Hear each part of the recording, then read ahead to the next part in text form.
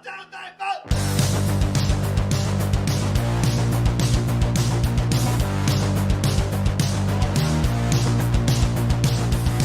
heard the rest. Now here's the best. Stay tuned Sports Podcast. And yes, hello there, all you Stay Tuners. Welcome back to another episode of Stay Tuned Sports. It's your good friend Jimbo here. Unfortunately, by myself this week. Shoulders O'Brien is a little under the weather. Hopefully he gets better so he can come back next week and we could discuss about what happened with the Eagles. Why are they not in the playoffs? Or did they make the playoffs? It could be a happy show or a somber show. We never know. But so there is still some stuff to talk about. Some NHL stuff. Jeremy Roenick being suspended. We'll talk a little bit about that. And I figured also, since we talked a little bit about possible MVP candidates last week, why not talk a little bit about possible Rookie of the Year candidates this week? Before we do all that, though, head over to Twitter. Follow us there at ST Sports Podcast, as well as myself, Jimbo ST Sports. Like our Facebook page. And also, please subscribe to iTunes, Spotify, wherever you listen to us. Hit that subscribe button, the follow button. We would much appreciate it. I hope everybody's holiday has been really good. It's been really good for us, for my family, and I know for Shoulders as well. But this is actually going to be our last episode until the new year. So before I forget, I just want to wish everybody a happy new year, and hopefully you guys are all safe. And let's just get into it. So yeah, like I said, Jeremy Roenick suspended by NBC Sports this past Monday for making inappropriate comments about his coworkers on the Spit and Chicklets podcast. Now, the one that really jumps out to me, especially in this day and age where, you know, everybody has a cell phone, the pictures, you know, we remember a couple weeks ago with Jay Gruden smoking the well, we think the marijuana, but never really came about. So Jeremy Roenick came out and said that him and his wife, as well as fellow coworker Catherine Tappan, just recently went to a vacation together, all together, because they're all friends. And Roenick made the comment that when a resort guest asked about the situation, you know, Jeremy Roenick and with two women, he recalled that he said, "I play it off like we're going to bed together every night, the three of us." Come on, dude. You like, did you not think something was going to happen there? You know, I mean, even if you're trying to be funny, that's just blatant. I mean, you knew you're on TV almost every Flyers game or Wednesday night rivalries or whatever they call it now. Why would you say something like that? I mean, yeah, you could joke around and say, oh, yeah, that's just, you know, three of us having a friend get together. But to say not only that, but he also did say later in the podcast that he was kind of hoping it would come about. Him, his wife, and Tappan. I mean, gotta wonder. I mean, did some of the hits from his career finally maybe not start thinking or something like that? Like, you just can't say that. You know, even 10 years ago, it's still inappropriate comments. And I'm actually surprised NBC hasn't fired him completely. All they said was they suspended him indefinitely without pay. You know, with the recent Don Cherry comments a couple weeks back, you know, all the inappropriate abuse from NHL hockey coaches. Those guys getting fired. Surprised NBC didn't make a statement and just outright release him. I mean, it's not like Wayne Gretzky giving commentary.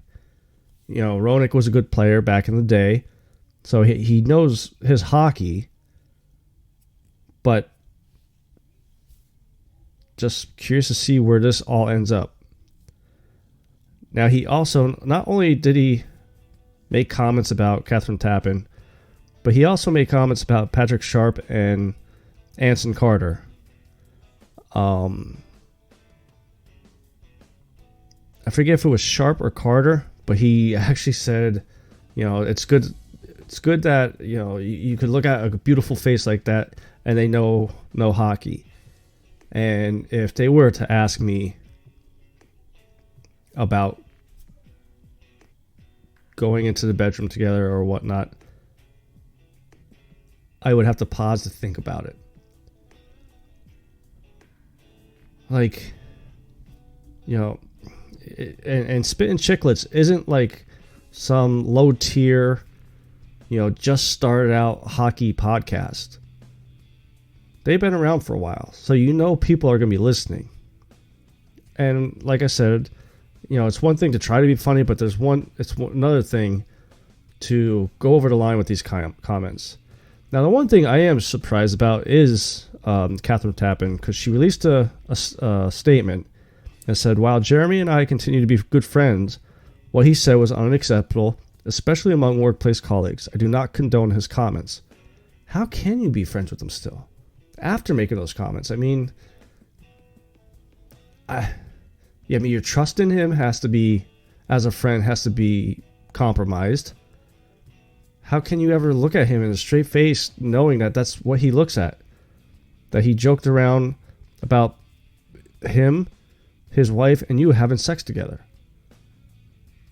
I mean, Roenick, as a former Flyer player, and me being a Flyers fan, I'd say get rid of him. Cut your ties and just fire him. I mean, like I said, he's nothing too special. He knows some hockey, and I would just cut it out. But, you know, I do have one question for Jeremy Roenick, and that is... You're not really that stupid, are you? Because I really think he is. Now, another situation that kind of happened with a Philadelphia backdrop, if you want to call it that. I know we really don't cover too much basketball news, but this one I had to put my 2 cents in. And that was Isaiah Thomas being suspended 3 games for going into the stands to confront a Philadelphia Sixers fan. Now, last Saturday is when this all happened. What all exactly happened was in the second half of the basketball game with the Sixers, he missed the first free throw. And I partly blame Wells Fargo for this, but they run a thing that if the free throw shooter misses both shots, all the fans get a voucher for a free frosty from Wendy's. Well, Thomas made the second basket, and after the whistle was blown for, you know, the play to be dead or whatever, he walked up into the stands. It only looked like it was maybe like 5 or 6 rows into the stands. It was floor seats, and said to the guy, you know, don't do that. That's disrespectful. Be a fan. Just don't do that. And all the guy said is, I'm sorry, I just wanted a frosty. Now, what Thomas said was in his statement after the game, when I missed the first free throw and made the second, I'm running back and the fan has both of his middle fingers up and said, F you, bitch, 3 times. And that's when the timeout got called, and that's when Thomas went after the fan. I, in a way, don't blame Thomas for confronting it. And I actually am very pleased to see how he handled that situation. You know, we remember the incident years back with the Pacers, and I think it was the Pistons, where Ron Artest ran into the stands and the big melee happened. Yes, Isaiah Thomas confronted the fan, but never raised his voice, never cursed at him, never brought his hands up like he wanted to fight him. But the NBA still suspended him. And what their statement was the NBA rules state that any player who deliberately enters the spectator stands during a game will be automatically ejected and subjected to a fine or suspension. This bright line rule is intended to prevent altercations and other hostile interactions between players and fans for the benefit of both, and is therefore enforced even in circumstances such as these when the encounter between Thomas and fan did not escalate. Is the NBA going to do anything to Wells Fargo? Or whoever put this, win a free frosty from Wendy's thing? Because they're the ones pushing it. You know, there's nothing in there saying, hey, you can't use bad language or flip them the bird or anything like that. I think Wells Fargo should be... I'm sorry, not Wells Fargo. The Sixers. Because the Sixers run the promotion at Wells Fargo about the Frosty. I think the Sixers, even though I'm a Philadelphia fan, should be fined some way. Now you ask, what happened to those two fans? Well, they've been banned from Wells Fargo Arena for a year, and the season ticket holder who transferred the pair of tickets has lost his season tickets because of these two morons. I don't agree with the suspension. I would be okay with a big fine, which I think they said was... The fine he got was $70,000. If it was a little more than that, I would have been okay with it. But I definitely do think the Sixers should get some type of punishment for having this promotion in place. So we're going to take a quick little break here. And when we come back, we're going to talk a little bit about possible Rookie of the Year candidates, as well as the final week of the NFL season for the Philadelphia Eagles, and recap last week. We'll be right back.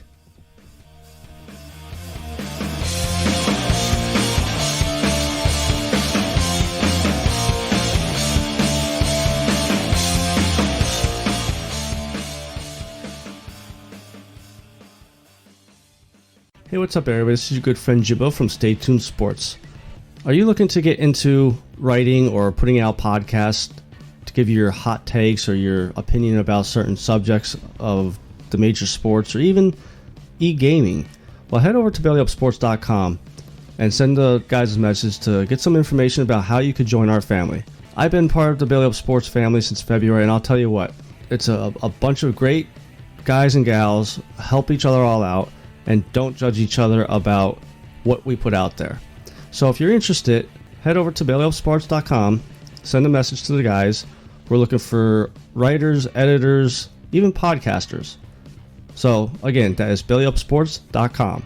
Head over there, message them, and even read some of our articles.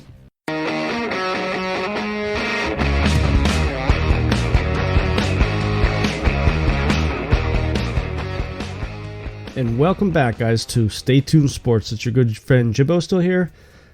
Brian is out today, being sick, but hopefully he'll be back next week. So before the break, I said about possible Rookie of the Year candidates for the NFL. And before I get into that, I want to bring up also a kind of a surprising move that happened earlier today. New Orleans Saints brought in Antonio Brown for a workout.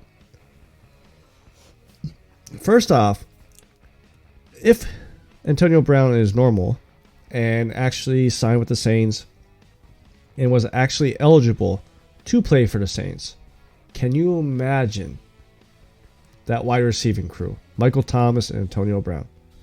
I mean, Michael Thomas already has the record for most catches in a season. Just has been lights out the past 2-3 years with Drew Brees throwing the ball. And for everybody saying, well, how can you say, just imagine what that team's going to be. What about Kaepernick? This is two totally different things. First off, for all the people that are saying, oh, the tryout that the NFL set up was a scam, Kaepernick decided on his own to move his workout that the NFL set up somewhere else. That's on him. With all the stuff going on with Antonio Brown, like me and O'Brien always argue over, he hasn't been charged. The investigation is still going on. Two totally different things. Now, with that being said about the investigation, right before I came on to record, Sean Payton did come out and say they're just doing their due diligence. He wasn't the only receiver brought in, and him and the Saints organization needs more clarification on his availability for this season and the postseason. Because, let's not forget, the NFL is investigating all these accusations against Antonio Brown and has said that if any team signs him, he can be put on the commissioner exempt list at any point during the investigation. Me personally, I think what's going to happen is if the Saints sign him, you're going to see the very next day, or maybe within hours, he'll be put on the commissioner exempt list. I think there's just too many allegations going on, and with how the NFL kind of runs things, I mean, it took 2 years for the Cam Newton Uber driver thing to get figured out. They're just too inconsistent, and you just gotta think that they would put them on the exempt list just to cover their butt, because if they don't, what's the PR backlash that they may get? And if he doesn't get put on the exempt list, kind of going back to how I start this topic with, you got to figure they have to be the team to beat in the NFC. I mean, you got two number one receivers on your receiving core with Drew Brees throwing the ball. Obviously, Antonio Brown is your burner. Michael Thomas has always been your quantity over quality.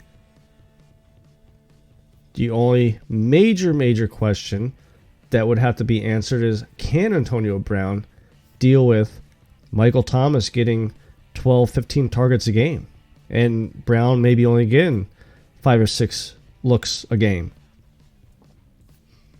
I just can't see that working out between Brown and the Saints because of his past with being a diva. So that's my 2 cents about Antonio Brown possibly going to the Saints. Rookie of the Year candidates. So going into this, first thing I thought of was you got to think Josh Jacobs from Oakland, the running back. I mean, he's played really well all year round. But then, as I start looking at some of the rookies, and this may come across as me just being an Eagles fan, you got to consider Miles Sanders. Now, before I get into why Miles Sanders, the other two that I have up there, and one may get dropped off because he's not playing this week, is Washington's Terry McLaurin. He has 58 catches, almost 1,000 yards, and 7 touchdowns as a rookie on a team that is absolutely terrible. I mean, almost as big of a laughingstock as the Cleveland Browns. But he was already ruled out that he's not playing this week. He's not going to get the 1,000 yards. The 7 touchdowns, that jumps out big to me. I mean, the 900 yards does too, off of 58 catches. And then I did have Jacksonville Jaguars Minshew on here. But when I looked at him compared to Kyler Murray, the thing that scared me about Minshew was he has like 7 fumbles lost. To me, that's big. Yes, his touchdown to interception ratio is a little bit better than Murray's. Doesn't have as many yards. And also, Murray has 500 plus rushing yards. Now, getting back to Miles Sanders, he has 766 yards rushing, plus another 500 yards receiving, and 6 total touchdowns. Jacobs, I really think this Rookie of the Year is down to Jacobs and Miles Sanders. Now, Jacobs isn't playing this week because he had surgery, I believe, on his leg this past week. I think, honestly, if Miles Sanders could put a 100-plus yard rushing game together with 40 or 50 receiving yards, you really got to think he's got to be it. He's got to be the Rookie of the Year. I mean, yeah, Kyle Murray, he's got the rushing yards. He's got the passing yards, but right now he's 18 touchdowns to 10 interceptions. I mean, he'd be a good number 2, like a second place guy for Rookie of the Year. But I really think it's down to Jacobs and Miles Sanders, and if Sanders puts a good enough game together, I think he could steal this away from Josh Jacobs, especially being out. And this is all actually, and on top of that too, this is only, I believe, like his 14th game he's starting for the year, Miles Sanders. I mean, these past 6-7 games, he's really shown that he could be the lead back that Philly wants and needs, which, going into some Philadelphia talk here, that's what Doug Peterson said. Jordan Howard is coming back, but they are sticking with the hot hand and going to feature Miles Sanders. I hope Peterson sticks to his word because it's been shown good. I would love to see a Boston Scott, Miles Sanders, with Jordan Howard being our short yardage guy. Instead of doing 3rd and 1, 4th and 1 shotgun, which I was screaming at the TV last week about, you stick him in there, and he'll get that yard. It's proven. Now, last week we had the Dallas Cowboys, and luckily we won 17-9. And I see some people bashing Carson Wentz. What are you talking about? They barely beat the Cowboys 17-9. Well, let's remember this. Jake Elliott missed 2 field goals. They're 6 points. That's 23-9. Miles Sanders, and this play right here showed his maturity, could have ran one in for a touchdown, but slid down at the 20 or 30 yard line to kill the clock. So right there's another 6 points, 7 points if you go for the extra point. That's 30-9. With practice squad and rookie receivers, banged up defense players. You had Fletcher Cox with the elbow thing. Derek Barnett was banged up. So this game wasn't as close as the score showed, I believed. And when we needed Wentz to show up, he showed up, and so did Miles Sanders and Greg Ward.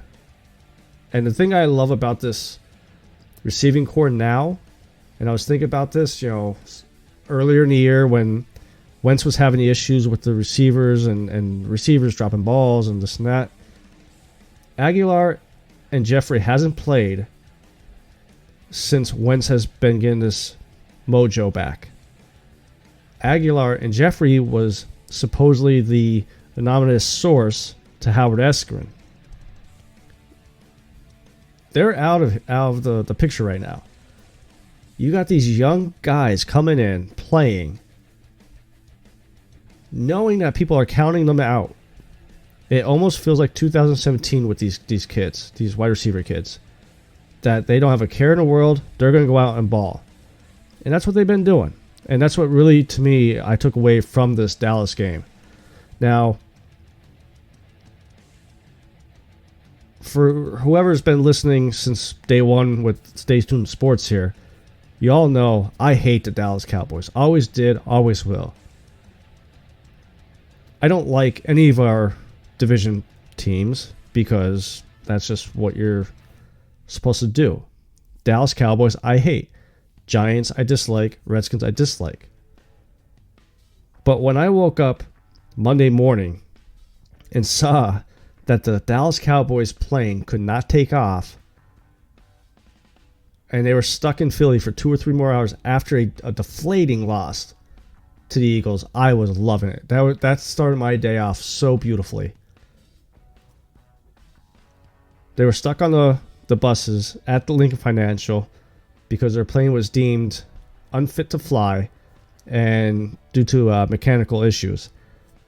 They actually did not get onto the plane until about 11 o'clock at night. That was roughly